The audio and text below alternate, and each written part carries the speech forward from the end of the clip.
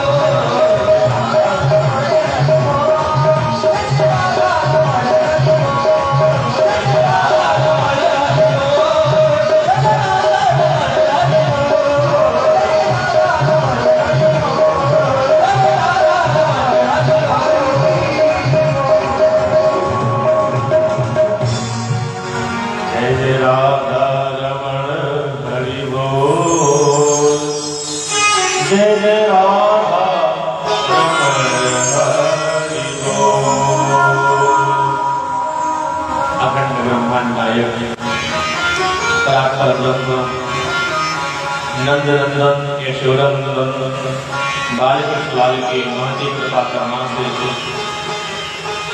किशोरी जी की महती कृपा करुणा से, भगवान श्री देवादेव महादेव अर्धनारीश्वर महादेव की महती कृपा करुणा से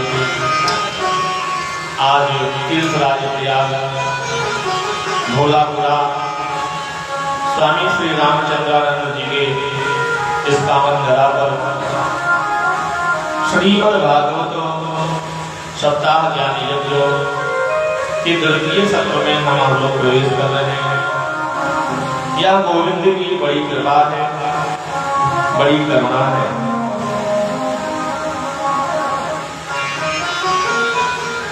कल आप लोगों ने कथा के माध्यम से श्रवण किया कि घर में अगर बालक का ज्यादा लाड़ प्यार हो जाए, उदार हो जाए, तो बालक हाथ से निकल जाता है, बिगड़ जाता है। संगत अगर बालक की खराब हो जाए तो बालक बिगड़ जाता है। इसीलिए हमारे शास्त्र में कहा गया है, लालयति पंचवर्षाणि 10 वर्षाणि ताडयत प्राप्ते षोडश वर्षे पुत्रमित्र समं भवेत्। 5 वर्ष बालक का लाड़ प्यार करना चाहिए, दुलार करना चाहिए। और जब 5 वर्ष बालक का हो जाए या बालिका का हो जाए तो उस पर नजर रखना चाहिए, उसकी संगति देखना चाहिए, उसका परिवेश देखना चाहिए कि बालक स्कूल में जा रहा तो पढ़ाई कर रहा है कि नहीं कर रहा है। अध्यापकों के टच में रहना चाहिए और इस प्रकार रहने से बच्चों में डर भय बना रहता है। हम ये नहीं कहते बच्चे को मारना पीटना चाहिए, बच्चे को अनुशासन में रखना चाहिए। और अगर आपने 15 वर्ष तक बच्चे को अनुशासन में रख लिया तो 80 साल आपकी चैन से कट जाएगी। और अगर आपने ज्यादा लाड़ प्यार के चक्कर में ये 15 साल गंवा दिया तो आपका जो 80 साल है ना, ये जीवन नरक बन जाएगा।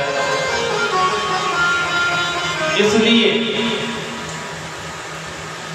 10 वर्षों तक बालक को अनुशासन में रहना चाहिए, इसके लिए प्रयास करना चाहिए। आत्मदेव शर्मा के हाथ से यही गलती हो गई। घर में इकलौता बालक था, बड़ा लाड़ प्यार दुलार किया और बालक धुंधकारी बन गया, बुरे आचरण का हो गया, आचार विचार आहार व्यवहार सबका परित्याग कर दिया, स्वेच्छाचारी हो गया, माता पिता को सताने लगा, पिटाई भी करता है और रोने भी नहीं देता है कि रोगे तो हमारा इंसल्ट होगा, बेइज्जती होगी। लेकिन धन्य है गोकर्ण जी, गोकर्ण जी का उपदेश प्राप्त करके आत्मदेव शर्मा जी तो चले गए, अपना कल्याण कर लिया है। गोकर्ण जी ने मन में सोचा अब मुझे भी यहाँ रहना ठीक नहीं है, तो कहा भैया हम भी तीर्थाटन करना चाहते हैं, हमको भी भेज दीजिए, जाना चाहते हैं, बड़ा भाई है ना। धुंधकारी ने कहा जाओ, लेकिन हमारे घर से कुछ लेके मत जाना है, प्रॉपर्टी या रुपया पैसा कुछ मत ले जाना। गोकर्ण जी ने मन ही मन विचार किया कि जीवन बच जाए, ये बड़ी बात है? इतना घर में दुष्ट बड़ा भाई, जब पिताजी नहीं रहे हैं तो छोटा भाई चुटके से निकल गए तीर्थाटन के लिए। अब घर में बची कौन? वही धुंधली मैया बची है। एक बार यह धुंधकारी दारू पी करके मस्त होकर के आया है और नशे में कहा बता पिताजी जितना धन तुमको दिया है कहाँ पे गाड़ा है, जल्दी बता। धुंधली ने कहा बेटा जितना धन है वो तो तुमने उड़ा दिया नशे में, वैशाली में जाकर उड़ा दिया, जुआ में जाकर के खत्म कर दिया, उड़ा दिया। अब घर में नहीं है, घर का बर्तन, घर का कपड़ा लत्ता जेवरात सब तुमने बेच दिया, घर में कुछ नहीं है बेटा। माना नहीं महाराज, झूठ बोलती है। देख रही अग्नि में ये चल रहा है, चेला है, इसे इतनी पिटाई करूंगा, इतनी पिटाई करूंगा तो मर जाएगी, जल्दी बता। जो व्यक्ति नशे में होते हैं ना, उनको खुद ही नहीं पता होता मैं कर क्या रहा हूं। हाँ, आज महाराज कुंडली जोर जोर से रोने लगी है। हाय भैया, ये तो मुझे रोजाना मारता है, रोजाना मेरी पिटाई करता, आज फिर मुझे मारेगा। रोज रोज मार खाने से अच्छा है कि हम खुद ही जाकर के प्राण त्याग दें। और अपनी महाराज पास में कुआं था, उसी कुआं में जाकर के कूद गई, प्राण का विसर्जन कर दिया है, आत्महत्या कर लिया। तो मैया भी चली गई, पिताजी भी चले गए, भैया पहले चले गए। घर में महाराज कोई नहीं है, सुनसान घर है। घर में 5-5 वैश्याओं को लेकर आया है, रख लिया है। वैश्याओं ने कहा देखो, हम तुम्हारी सूरत को देखने नहीं आई है, हमको धन चाहिए। जब तक पैसा है तब तक हमसे प्रेम है, पैसा नहीं तो कोई प्रेम नहीं। उसी का चिंता मत करो देवियों, तुम्हारे लिए हम चोरी करेंगे, लूट पाट करेंगे, डाका डालेंगे, लेकिन पैसे की कमी नहीं होने देंगे। और ये धुंधकारी महाराज भयंकर लुटेरा बन गया, चोर बन गया, चोरी करने लगा, हत्याएं तक करने लगा। एक समय की बात है, अपने ही राज्य में राजा साहब की तिजोरी साफ कर दिया। बहुत सारा धन, बहुत सारा रुपया पैसा जेवरात को लेकर के आया है। 5 वेश्याओं ने कहा इतना धन कहां से लाए? कहा देवी, आज अपने नगर के राजा का तिजोरी साफ कर दिया है। वैश्याओं ने मन में विचार किया, ये तो रोजाना चोरी करता है?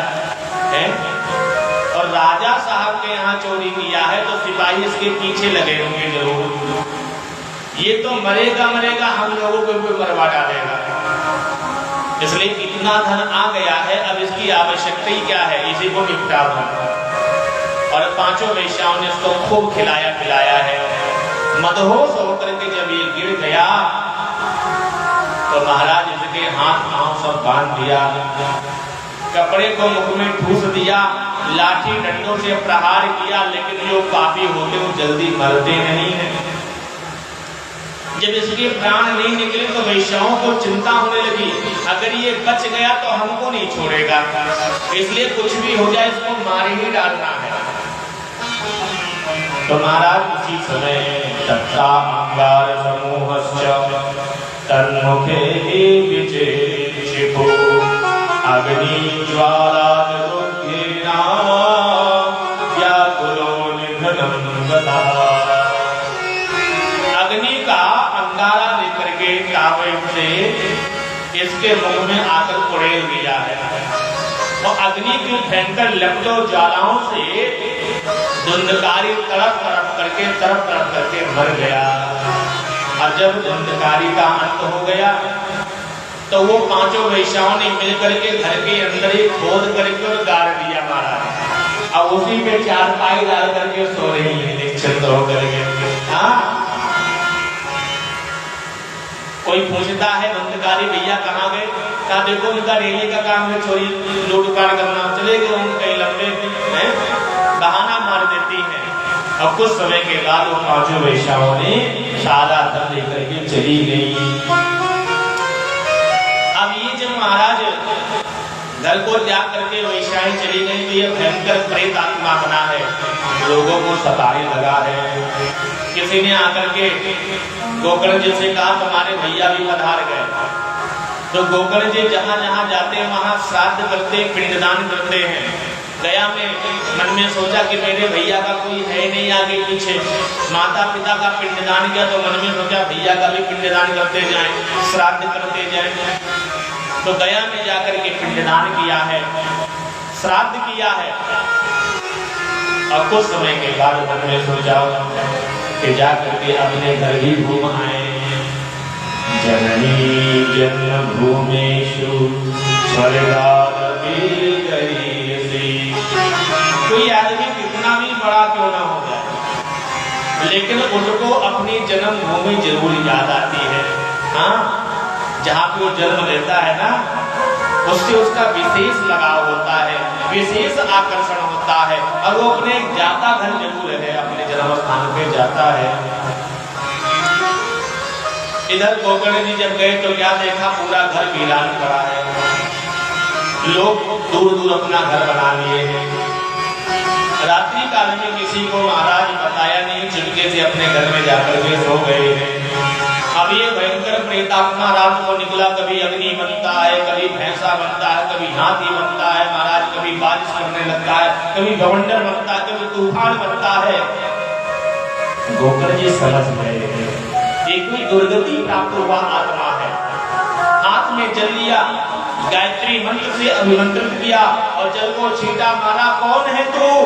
उसने कहा अहम भ्राता त्वदीयोऽस्मि गन्धकारे तृणामतः स्वकीयेनैव दोषेण ब्रह्मत्वनासितं मया। हे भैया, मैं तुम्हारा ही भाई हूँ, मेरा नाम गंधकारी है। मैंने अपने कर्मों के द्वारा दुर्गति प्राप्त कर लिया है। पांचों वेश्याओं ने मुझे तड़पा तड़पा करके मार डाला है, तड़पा तड़पा करके मार डाला है। भैया, तुम्हारी लिए तो मैंने गया में जाकर श्राद्ध किया है, पिंडदान किया है, फिर तुम्हारी सदगति नहीं हुई। उसने कहा गया श्राद्ध सदेनाति मुक्तिर्मे न भविष्यति। हे भैया, हम छोटे मोटे पापी नहीं है। तुम एक गया नहीं, 2 बार नहीं, 100 बार भी जाकर के गया में श्राद्ध कराओगे तो भी मेरी मुक्ति नहीं होगी। मैं नंबर 1 का पापी हूँ। अच्छा, तो पहले जाकर के तुम आराम करो, प्रातः काल तुम्हारी उपाय सोचता हूँ। ये कह करके महाराज प्रेतात्मा को विदा किया है। रात भर नींद नहीं आई। गया में श्राद्ध करने के बाद, गया में पिंडदान देने के बाद मेरे भाई की दुर्गति, ये कैसे संभव है? क्योंकि शास्त्र में लिखा है, अगर किसी का बालक या कोई व्यक्ति गया में पहुंच भर जाए, गया में पहुंच भर जाए तो उसकी 7 पीढ़ियां वैकुंठ चली जाती हैं, मोक्ष प्राप्त कर लेती हैं। और मैंने जो तर्पण भी किया, श्राद्ध भी किया, कितना भी भयंकर पापी क्यों ना हो, गया में जाने के बाद में उसका उद्धार हो ही जाता है। लेकिन मेरे भाई का उद्धार क्यों नहीं हुआ? प्रातः काल हुआ, लोगों से पूछा कि गया में श्राद्ध करने के बाद भी उद्धार ना हो तो क्या उपाय किया जाए? बड़े बड़े विद्वान बैठे थे महाराज। कहा जब गया से उद्धार नहीं है तो होगा ही नहीं, क्या किया जाए? है? कोई उपाय ही नहीं है। त्रिकाल संध्या करने वाले ब्राह्मण अपने तेज से महाराज कुछ भी कर सकते हैं।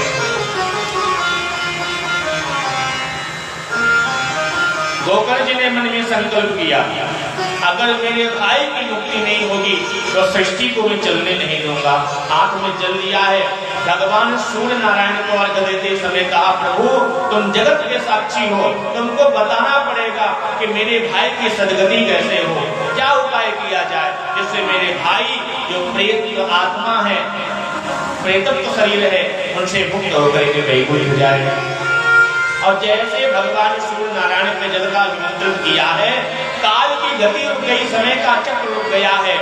और भगवान गोरदास पर सूर्य नारायण ने कहा, श्रीमद्भागवतान मुक्ति सप्ताहं वाचनं गुरु, सप्ताहं वाचनं गुरु।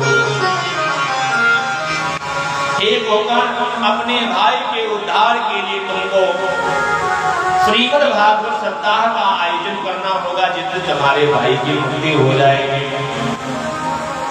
तुरंत बिना विलंब किए गोकर्ण जी ने अपने भाई के मोक्ष के निमित्त एक ही आसन बनाया है और उस पे बैठकर जब कथा कहने लगे तो दूर दूर के लोग आए कथा सुनने के लिए। धुंधकारी प्रेतात्मा है, कहीं ठहर नहीं रहा है, इधर से उधर उधर से उधर। मन में सोचा इनके लिए तो कथा हो रही है, तो 7 गांठ वाला बांस लेकर के आए, उसी में महाराज निमंत्रण करके गाड़ दिया है। प्रथम दिवस, द्वितीय दिवस, तृतीय दिवस, जैसे जैसे कथा पूरी होती जाती है, एक एक गांठ जो है फटती जाती है, और जैसे सप्ताह पूर्ण हुआ है, 7 गांठ फट गई है। और वह जो गोकर्ण जी की कथा सुन करके प्रेतात्मा है, वो महाराज शंख चक्र गदा पद्म लेकर के तुलसी माला से विभूषित होकर के प्रकट हो गया। धन्यां भागवती वार्ता प्रेत पीड़ा विनाशिनी सत्ताओ विततो धन्या कृष्ण लोक परंपरा। हे भैया, तुम धन्य हो, तुम्हारी यह साप्ताहिक भागवत धन्य है। आज आपकी कथा के प्रभाव से मेरा प्रेतत्व शरीर छूट गया है, मेरे लिए विमान आ गया है। देखो भैया, हमारी बुद्धि हो गई, हम वैकुंठ जा रहे हैं। और उसी समय सूर्य जैसा देवदीप्तमान होकर के दिव्य विमान आया है। उसी विमान पे जब बैठ करके धुंधकारी जाने लगा, तो गोकर्ण जी ने प्रश्न कर दिया, अत्रेव बहवा सन्ति श्रोतारो मम निर्मला आनीतानि विमानानि नापे समयुगपत्कुतः। भैया, कथा तो सबने सुनी है, और विमान केवल धुंधकारी के लिए, ऐसा क्यों? क्या भगवान के घर में भी भेदभाव होता है? भगवान के दूतों ने कहा, श्रवणस्य विभेदेन फलभेदेन संस्थिता फलभेदोन संस्थितः। भगवान के यहाँ कोई भेदभाव नहीं होता है, लेकिन जो कथा सुनने वाले श्रोता होते हैं ना, उनके मन में अलग अलग संकल्प होते हैं, अलग अलग कामनाएं इच्छाएं होती हैं, तो उनके संकल्प भिन्न भिन्न होते हैं। इसलिए उनको जो गति मिलनी चाहिए वो मिलती नहीं है। अब कोई कथा सुन रहा है कि मेरे घर में बेटा हो जाएगा, तो उसके मोक्ष थोड़े होगी, तो बेटा मिलेगा। कोई कथा सुन रहा है कि मेरे घर में महाराज बहुत बीमारी है, भगवान कृपा करो बीमारी से दूर हो जाएगी, तो भगवान बीमारी दूर कर देंगे, उसको मुक्ति नहीं प्रदान करेंगे। किसी के मन में संकल्प है कि मेरे घर में किसी बालक की नौकरी नहीं लगी है, हे भगवान कृपा करो घर में नौकरी लग जाए, तो भगवान उसको नौकरी प्रदान करेंगे, मोक्ष प्रदान नहीं करेंगे।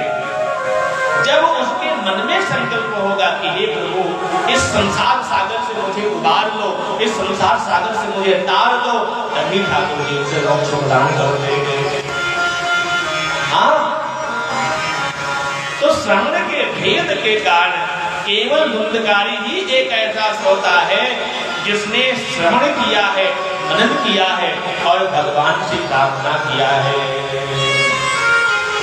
क्या प्रार्थना किया है कि भक्तों के घर में सांवरे, भक्तों के घर में सांवरे आते रहा करो, भक्तों के घर में सांवरे आते रहा करो, भक्तों के घर में सांवरे आते रहा करो, भक्तों के घर में सांवरे आते रहा करो, दर्शन के बावरे दर्शन दिया करो, दर्शन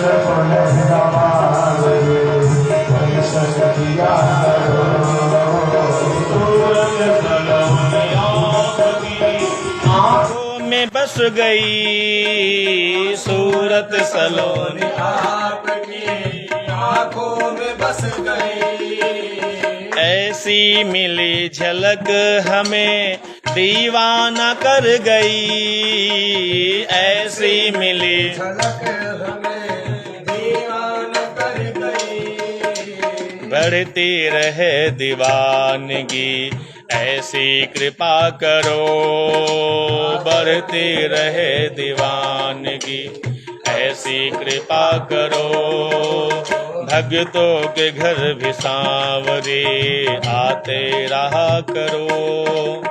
भक्तों के घर सांवरे आते रहा करो। हरे रामा राम रामा हरे हरे, हरे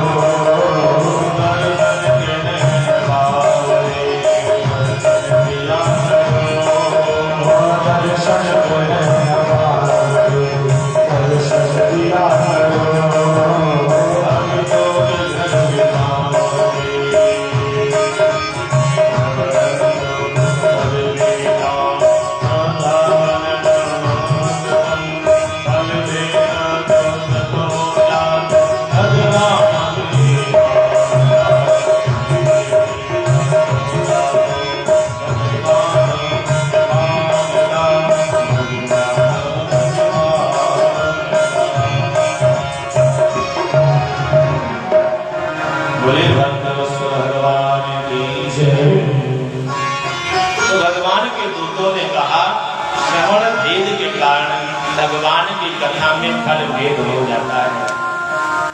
लोगों ने अपने प्रत्यक्ष दृष्टि से देखा, धुंधकारी का उद्धार हो गया। श्रावण महीने के बाद में भाद्रपद महीने में लोगों ने मन में विचार किया और धुंधकारी की गति को देख करके पुनः गोकर्ण जी के पास में आ गए। हाथ जोड़ करके महाराज, गोकर्ण क्षेत्र के निवासियों ने कहा, भैया जिस प्रकार से धुंधकारी की सदगति हो गई है, ऐसे दोबारा कथा सुनाओ ना, जिससे हमारी भी सदगति हो जाए, हम लोग भी भगवत धाम चले जाएं। भाद्रपद महीने में पुनः महाराज शुभ मुहूर्त देख करके कथा प्रारंभ कराया है।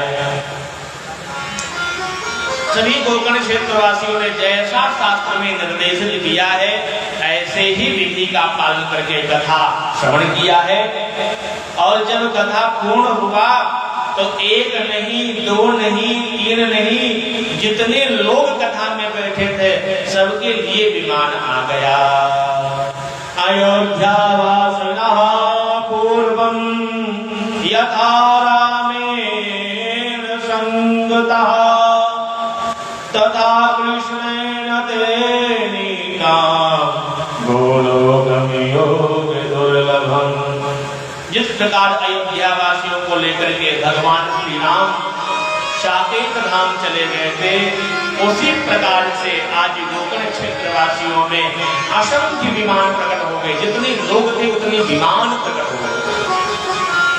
और तो और छोड़िए, जीव जंतुओं के लिए भी विमान आ गया। और जब इतने सारे विमान आ जाएंगे तो कन्हैया मेरे बैठे थोड़े रहेंगे। साक्षात हमारे ठाकुर जी आकर के गोकर्ण जी को हृदय से लगा लिया है और गोकर्ण भगवान कृष्ण का रूप लेकर के भगवान के विग्रह में अंतर ध्यान हो गया है। सबको लेकर के भगवान गोलोक चले गए। बोले भक्त वत्सल भगवान की जय हो। अब कथा में नियम है, कैसे कथा सुनना चाहिए, किसके मुख से सुनना चाहिए। विरक्तो वैष्णवो विप्रो वेद शास्त्र विशुद्ध कृत दृष्टांत कुशलो धीरो वक्ता कार्योऽस्ति निष्ठः। विरक्त वैष्णव विगतः इंद्रियासु विरक्तेषु, जो इंद्रियों से विरक्त है, वैष्णव है, राम कृष्ण नारायण का भक्त है, श्रौतीय ब्राह्मण है, ऐसे दृष्टांत कुशल है, विद्वान है, जो भागवत के कठिन श्लोकों को सरल करके व्याख्या करके आपको समझा सके, ऐसे दृष्टांत कुशल ब्राह्मण वक्ता को ही कथा में नियुक्त करना चाहिए, चयन करना चाहिए। ऐसे ही वक्ता से कथा श्रवण करना चाहिए। आजकल कथा के नाम पे लोग बिरहा गाते हैं। जिनको भागवत की एक ही श्लोक नहीं पता है, ऐसे लोग भी कथा करते हैं। भागवत में लिखा है, साफ लिखा है, जो वैष्णव नहीं है, वैष्णव है, राम कृष्ण नारायण में श्रद्धा भक्ति नहीं है, ऐसे लोगों से कदापि कथा श्रवण नहीं करना चाहिए।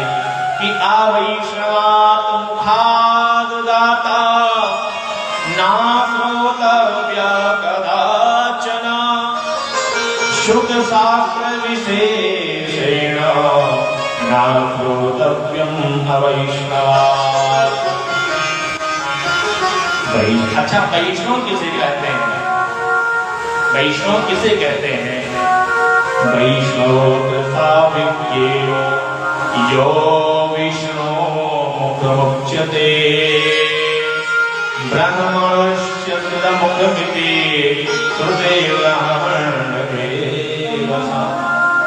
वैष्णव उसे कहते हैं जो परमात्मा के मुख से प्रकट हुआ है। और परमात्मा के मुख से कौन प्रकट हुआ है? ब्राह्मण प्रकट हुआ है। वेद भगवान कहते हैं ब्राह्मणस्य मुखमाशेताहो राजन्यकृताः पूर्वोत्तरस्या यत्रैषा कल्याण विशुद्धो अजायत। तो केवल ब्राह्मण के मुख से ही श्रीमद् भागवत कथा श्रवण करना चाहिए। अन्य किसी भी वर्ण के लोगों से कथा श्रवण नहीं करना चाहिए। अगर गुरु भी बनाए तो केवल ब्राह्मण को गुरु बनाना चाहिए। चारों वर्णों का गुरु ब्राह्मण होता है, इसीलिए ब्राह्मण को जगत गुरु कहते हैं। कि विप्रो विप्रेतर गुरो विप्रो जायते ध्रुवं न चाविप्रेष पूजन तस्मात् विप्रं गुरु चरेत। गुरु भी बनावे तो केवल ब्राह्मण को बनाए, और ब्राह्मण अगर है तो विशेष रूप से ब्राह्मण को ही गुरु बनावे। ब्राह्मण को ही गुरु बनाए। चारों वर्णों के लोग भी ब्राह्मण को गुरु बना सकते हैं। बाकी अपने से श्रेष्ठ लोगों को गुरु बनाना चाहिए। क्षत्रिय जो हैं वो वैश्य और शूद्र को दीक्षा दे सकते हैं, वैश्य जो है वो शूद्र को दीक्षा दे सकते हैं, शूद्र जो है वो शूद्र को दीक्षा दे सकते हैं। लेकिन जो ब्राह्मण है वो चारों वर्णों को दीक्षा दे सकते हैं। इसलिए ब्राह्मण को गुरु बनाना चाहिए। और हमारे ब्रज में तो कहावत है कि पानी पियो छान के और गुरु बनाओ, क्या गुरु बनाओ जान के। क्योंकि आजकल गुरुओं की बाढ़ आ गई महाराज। हाँ, कि गली गली में गुरु डोले हमसे दीक्षा ले। क्या गली गली में गुरु डोले हमसे दीक्षा ले। स्वर्ग जाओ चाहे नरक जाओ मोय लिफाफा दे। चाहे आप स्वर्ग जाओ चाहे नरक जाओ, उनको तो लिफाफा चाहिए है? तो ऐसे गुरु से थोड़ा सावधान रहे। गुरु करे जान के, पानी पिए छान के। बहुत ही जिस प्रकार से एक गुरु की तलाश करना शतपात शिष्य का कर्तव्य है, वैसे ही एक गुरु को शतपात शिष्य को तलाशना चाहिए। हर लोगों को मंत्र भी नहीं देना चाहिए, पता नहीं वो पात्र नहीं है? आप बंजर भूमि में अगर बीज डालोगे तो क्या खेती होगी? नहीं होगी। श्रद्धा भक्ति से शून्य व्यक्ति को अगर दीक्षा दे ही देंगे तो क्या उसका कल्याण होगा? नहीं होगा। अगर श्रद्धा है, भक्ति है, तो ही दीक्षा देना चाहिए। जिज्ञासु है तो ही दीक्षा देना चाहिए। ब्राह्मण कहते किसे हैं? कहते हैं जिनके पिता ब्राह्मण है और जिनकी माता ब्राह्मण है, उनके द्वारा जो संतान उत्पन्न होती है और वो वैदिक क्रियाकलापों के द्वारा, यज्ञोपवीत संस्कार आदि के द्वारा, 16 संस्कार के द्वारा, विधि विधान से जो शास्त्र का अध्ययन करता है, ऐसे कोई ब्राह्मण माना गया है। ये नहीं कि पिताजी ब्राह्मण मैया किसी दूसरी जाति की है तो वो ब्राह्मण शुद्ध ब्राह्मण नहीं माने जाएंगे। वो ब्राह्मण शुद्ध नहीं माने जाएंगे। कथा में लाभ क्या है सुनने से? सुन लीजिए। पुष्पाका वन्ध्याचाये मृतार्भका श्रवते गर्भाचया नारी दया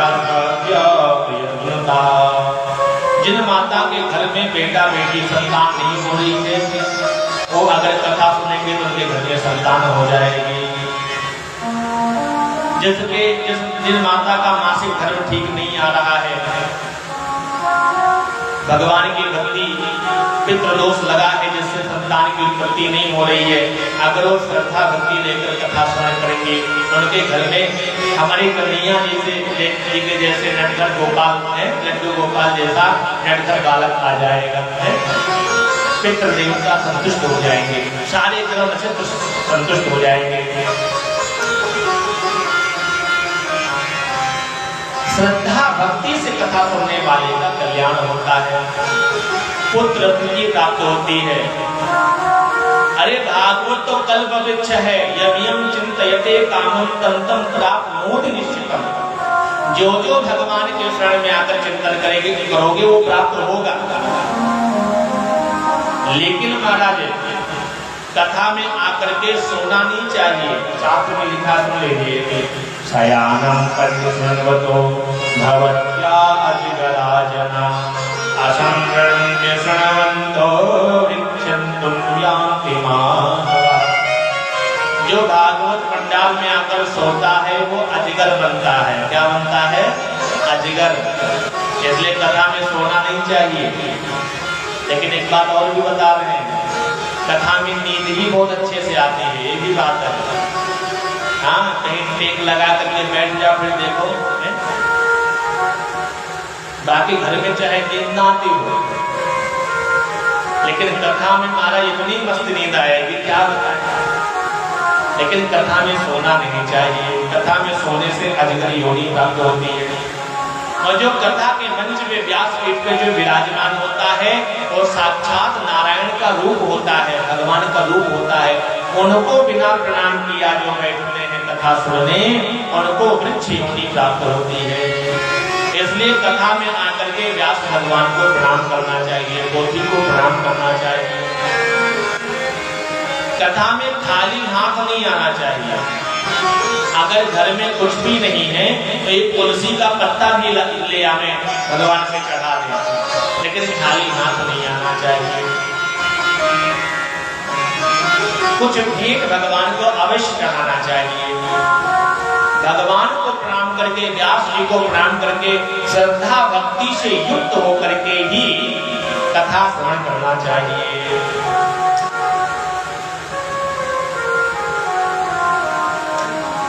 और कथा में अगर बैठ गए कथा सुनने के लिए, तो जब तक कथा की समाप्ति ना हो जाए, कथा की आरती ना हो जाए, तब तक जाना नहीं चाहिए। कथा को बीच में नहीं जाना चाहिए छोड़ करके। इस लोके समरो यस्या रत्नकोटिन निष्प्रया शरवशतयो वक्ता प्रतिग्राही कथं हिसा। कथा के, भागवत के एक एक श्लोक की कीमत करोड़ों रत्न से नहीं की जा सकती है। इसलिए ये बिल्कुल अभिमान नहीं रहना चाहिए कि मैंने व्यास जी को ये दे दिया, व्यास जी को ये भेंट कर दिया। अगर आपकी सामर्थ्य है, क्योंकि भागवत की कोई कीमत ही नहीं है, अगर आपकी सामर्थ्य है तो 112 पल का सोने का सिंहासन बनवा करके व्यास पीठ पे भागवत की पोथी विराजमान करके वक्ता को दान करना चाहिए। ऐसा करने वाले को सायुज्य मुक्ति प्राप्त होती है। अगर ज्यादा सामर्थ्यवान है तो, अन्यथा अपनी श्रद्धा भक्ति से जो अर्पण कर रहे।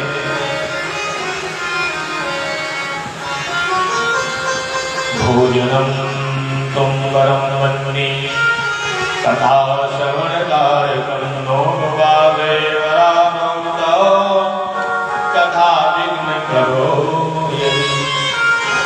देखो भागवत के नियम बता रहे हैं, हो सके तो 7 दिन तक शुद्ध वेद लक्षणा गाय का घी पी करके रखना चाहिए और कुछ नहीं खाना चाहिए।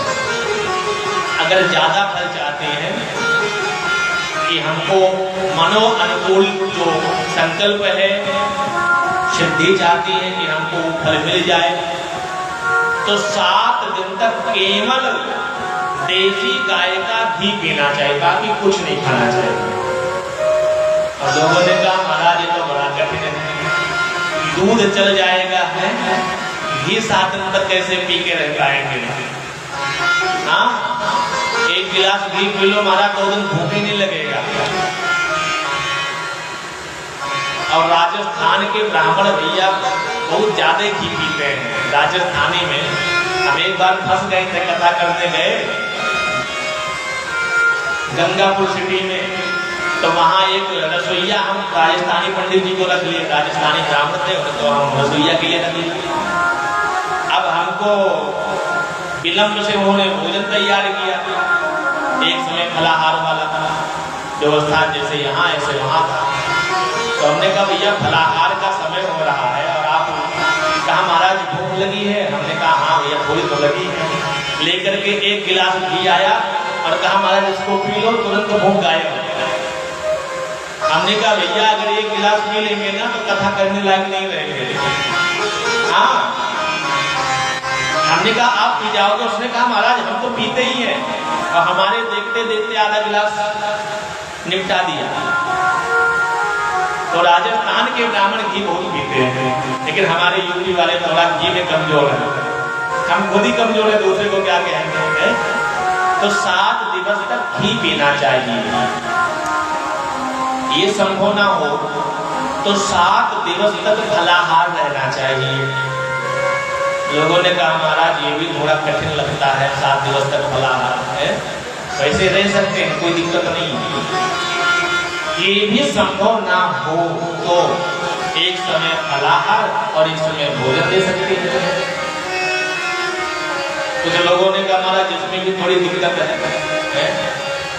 तो भैया अगर कथा में इसके लिए भी विघ्न आ रही है तो दोनों समय फुल आहार लो है, लेकिन कथा नहीं छोड़ना चाहिए, कथा पूरी सुननी चाहिए। लेकिन हाँ, कम भोजन करने से भूख, जब भूख लगती है व्यक्ति को तो नींद नहीं आती है।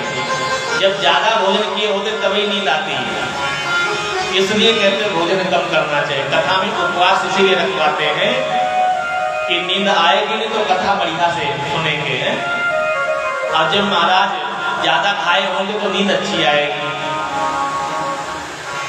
भोजनम तो वरम मन्ये कथा श्रवण कार्यम नोमवासो वराभक्ता कथा विकलो यदि शिवगुरो प्रबोधनम सर्वशास्त्र विशारदा एतद्गतपदासेन मध्याह्नं विनाशयः शिवगुरो प्रबोधनम सर्वशास्त्र विशारदा एतद्गतपदासेन मध्याह्नं विनाशयः।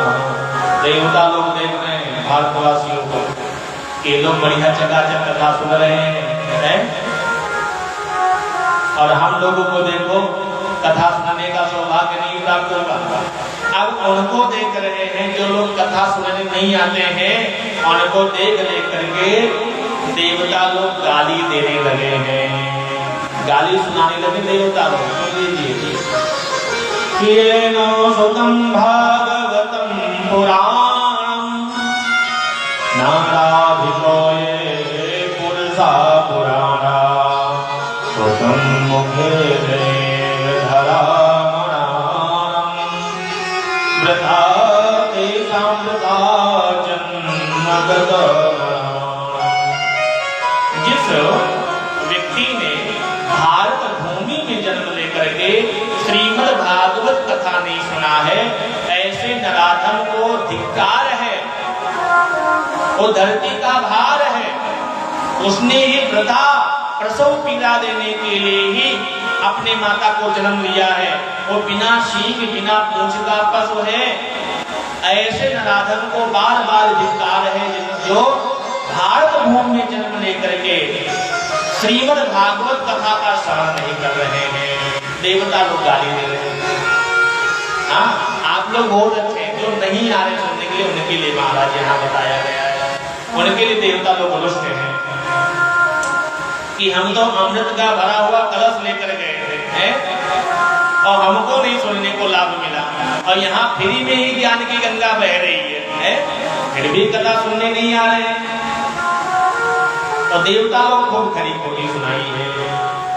और इसके बाद में महाराज कथा हो ही रही है, संत कुमार कथा सुनाई रहे हैं, तो वहां दिव्य घटना घटित हुई। प्रहलाद स्थालधारी गदगदया उद्धवानां सिधारी वीणाधारी षोडशी षड्कुशलतया राग करतार चनो इंद्रो वादी मृदंगम जय जय शुक्रा कीर्तने जय कुमारा यत्पात्रे भाववक्ता सरसरचनया यशबुद्धो बभूव इदमर्तवर्ते जगमेव तत्ता भक्त्यादिकानां नटवस्पतेजसम् अलौकिकं कीर्तनमेतदिच्छं हरिः प्रसन्नो वचो ब्रवीत। महाराज प्रहलाद जी प्रकट हो गए हैं। प्रहलाद तालधारी करताल बजाने लगे, ऊधव कांसा बजाने लगे। वीणाधारी अर्जुन जो हैं, वीणाधारी देवर्षि नारद जो हैं, वीणा का तान छेड़ रहे हैं। राग में निपुण अर्जुन आलाप कर रहे हैं, इंद्र मृदंग बजा रहे हैं, शतकुमार कह रहे हैं जय हो जय हो जय हो। भक्ति ज्ञान वैराग्य नृत्य कर रहे हैं।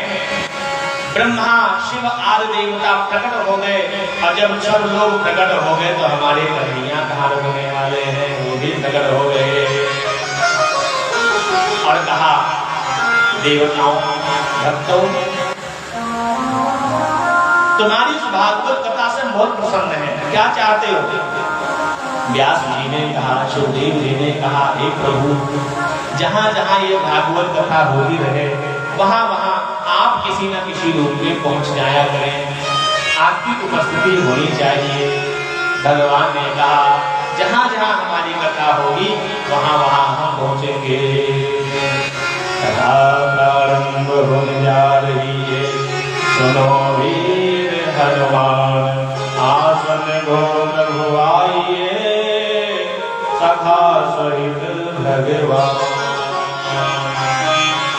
श्री राधे जय राधे, जय श्री कृष्ण बोलो जय राधे, श्री राधे जय राधे, श्री कृष्ण बोलो जय राधे।